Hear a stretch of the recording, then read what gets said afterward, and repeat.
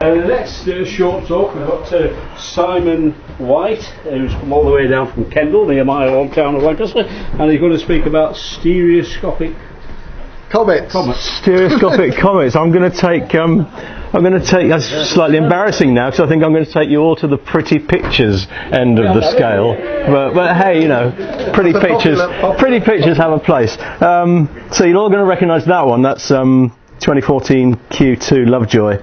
From a couple of years ago, January 2015. That's my own photo using a 300mm telephoto lens on a DSLR. And that's the last comet that really got me going because, well, it was just great, wasn't it, to be able to go out and photograph a comet like that. That's my idea of good fun. The important thing I just want you to take from this photo is the general impression of image scale. Remember how big that comet looks in the picture, because I'll come back to that later. I've got another photo of it, which was this image scale, same circumstances, same location. That's through my telescope, which has an 800mm focal length. So just bear that image scale in mind as we go through. So a year later, a year after I took that in 2015, I was at Astrofest. Yes, I do think it's one of the best series of lectures available in the country. Astrofest in London. And Dr. Brian May came along, and he presented this little project of his based on one of these, a Victorian stereoscope. Yeah. If you load a couple of images, a couple of postcards into here that have been taken in the right way and view it through the little viewfinder, you get a 3D image of what you're looking at. Of course, he was thinking of pictures of Queen on stage and this sort of thing, but he also showed some 3D stereo images of solar system objects. And he finished up with an amazing 3D video of a flyby through Pluto taken from the New Horizons mission. And then he threw up a few comet images. And as he threw them up on screen, he said, of course, these aren't real comet images. These are synthetic 3D images, which we've made just by shifting the comet slightly from one frame to the other, because you can't take 3D images of comets. And that's the point when the little voice in my head said, oh, maybe you can. Maybe you can. So I'm always up for a challenge, and being a subscriber to iTelescope, that online remote telescope, control telescopes, in Siding Spring near Sydney and in Mayhill, New Mexico, they're on the opposite sides of the Earth. All you have to do is use two telescopes to take photographs at exactly the same time of a comet that's flying past the Earth, and lo and behold, you can get a 3D image. Yeah. I tried it and I got rather disillusioned. There are very few hours in any 24 where it's night time, both in New Mexico in the northern hemisphere and Siding Spring in the southern hemisphere, so that didn't work. Then I remembered iTelescope also has telescopes in Spain. And Spain and New Mexico are in the same hemisphere, which is a good start. When it's morning in Spain, it's yesterday evening in New Mexico, so it might just work. All you have to do is work out when the comet's going to be visible from both locations, within the elevation constraints of the various observatories. Reserve two telescopes in a sometimes very, very crowded booking system. Program those scopes for simultaneous capture of a moving object. Sit back, and the results will be in your in-tray the next morning. So there's iTelescope's main page, and yeah, it's how can it be done? Pre-booking the time slot on the telescope is by far the best way to guarantee imaging time. If you log in on the night, the chances are that somebody else will be using the telescope that you want to use. But sadly, pre-booking is a double-edged sword, and if one observatory is clouded out, then you're in trouble, because cancelling a session in New Mexico just because it's cloudy in Spain doesn't go down too well with the other subscribers. That's quite rightly counted as an abuse of the booking system. So there were a few false starts. Being a roll-on, roll-off shed, if you're trying to photograph something near the horizon, every single telescope in that shed has a different set of horizon constraints, north, south, east and west, because the edge of the shed gets in the way in a different way for each one of the scopes. Each telescope and camera combination has its own field of view and orientation. Those are the ones from Australia. If you include the ones from New Mexico as well, it's a nightmare, an absolute nightmare. How do you line them all up? I'll show you. Anyway, several disappointments, and finally followed by this is a full colour capture of 41p from telescope T21 in New Mexico on the evening of the 21st of February. So it's a reasonable image of a not very exciting comet at the time, for the sake of what I call proof of concept. It's a 16-inch Dol-Kirkham, very, very nice instrument to use, and I took quite a lot. You can see I took image 1 of 22. I took 22 2-minute subframes for a full LRGB processing to get a colour image, of which more later. The important thing to note is the imaging time there. Image 1 of 22, 19:12:11 local time, but more importantly 2:12:11 UT. And I'm taking 120-second exposures. Meanwhile, over in Spain, it's a little bit cloudy. Okay, but we've got under slightly hazy skies. It's a very different setup, different telescope, different everything.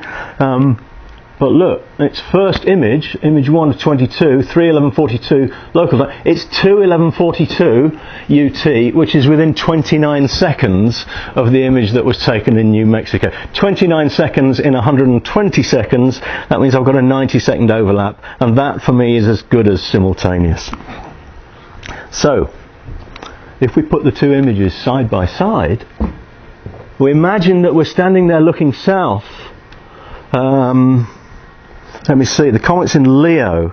So from Spain it's setting in the southwest. From New Mexico it's rising almost due east. So I've orientated the viewer to look south, so that Spain is your left eye and New Mexico is your right eye. For processing, I've aligned both sets of frames together entirely using a calibration frame from one of the telescopes as the better alignment frame. Once they're aligned, the cropping to fit the square and so on and so forth is a very simple exercise. The alignment process also rescales the image so that they are done to the same scale. The comet moves, of course, so the frames all have to be realigned again to get a comet, a stationary comet in the centre of moving stars, and stationary stars with moving comets, and then you blend the two images together. Apologies to Peter Carson. The stars in the Spain image are also a little bit on the hazy side, but of course the stars should be the same in both photos. So I can put the New Mexico stars into the Spanish image and we get nicer stars on both sides. It's tempting to take the comet and put the comet in the other image as well, but that's a little bit too synthetic then. They're not actually simultaneous images. So you remember, so this one is as I say, it's 41p, a quarter of an AU, 0.26 AU. That photo that I showed at the start of Lovejoy, that was at about half an AU on about the same image scale. So this is just proof of concept. If you've got that Lovejoy image, if only I'd remembered this while I was looking at Lovejoy, then the tail would have covered the entire image. Managed to get another one. 2015 V2 Johnson in April. Some lessons learned from the previous attempt. Image in monochrome. Because if you image in monochrome, it makes the processing and all of the rest of it a heck of a lot easier. You can see the effect of the alignment there, using the image processing software to align the second scope's images to the first one so that everything is done to the same scale. This comet was in Hercules, so it's northeast from New Mexico, northwest from Spain. So I've swapped the left eye and the right eye. You can imagine you're looking north and a little bit cross-eyed, and that's what you get. So I've got these images on the iPad scaled to view through the viewer, so if anybody wants to come and have a look at them afterwards, you can, and see the comet pop out in front of the stars in glorious 3D. What we really need is something with a tail, because the tail, of course, is not flat perpendicular to your line of sight. The tail is in a different orientation, and you should get a real popping of the image in 3D. So I'm now going to publish these and on my website, and anybody will be welcome to download them and play around them and see what we can do. Which brings me to the question of what am I going to do next in the next 2 minutes 47 seconds. Okay, first of all, I'm going to put part of them, put it onto to my website. They'll need to be properly configured and downloaded for people to view them in any way that they want to, so I shall try and incorporate that on on what I post up online. Then we've just got to wait for a decent comet with a good tail, passing preferably within 1 astronomical unit of the Earth, and the closer the better, preferably northern hemisphere. Why am I involving the BAA? Well, I think there are opportunities for collaboration. Tony, with his observatory in Spain, it'd be nice if he could buddy up with someone in the States and just agree that you're both going to start your imaging run at exactly the same time. And then it doesn't need to involve me at all. You can just send the results to me and I'll do all the 3D processing. I don't know.